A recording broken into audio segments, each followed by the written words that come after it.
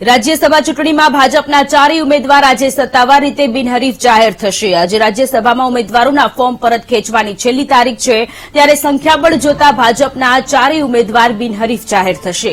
બીજી બાજુ ભાજપના ડમી ઉમેદવાર તરીકે ફોર્મ ભરનાર રજની પટેલે ફોર્મ પરત ખેંચ્યું। આમ જેપી નડ્ડા ગુજરાતથી રાજ્યસભામાં જશે તે નક્કી થઈ ગયું છે। ઉપરાંત અપક્ષ ઉમેદવાર પરેશ મુલાણીનું ફોર્મ પણ સમર્થન ન મળતા રદ થયું છે। આમ આજે ફોર્મ ભરવાની છેલ્લી તારીખને લઈ ભાજપના ચારેય ઉમેદવાર સત્તાવાર રીતે બિનહરીફ જાહેર થશે।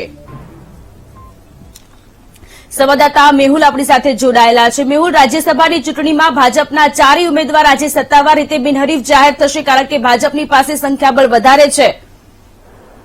પ્રકૃતિ વાત કરવામાં આવે તો ભારતીય જનતા પાર્ટી તરફથી જે રાજ્યસભાની ઉમેદવારી કરનાર તમામ ચારે સભ્યો આજે સત્તાવાર રીતે બિનહરીફ જાહેર થશે।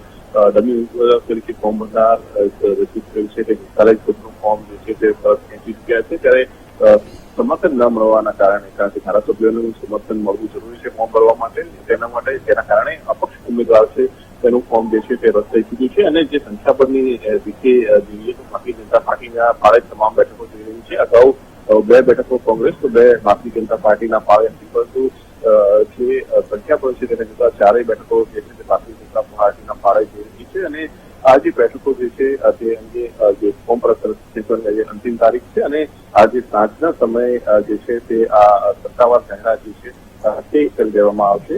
જે ફોર્મ જે છે તે ડમી ઉમેદવાર પરત ખેંચાઈ ચૂક્યું છે અને ચારેય ઉમેદવારો જે છે તે બિનહરીફ જાહેર થયા છે। જી આભાર મેહુલ તમામ વિગતો માટે।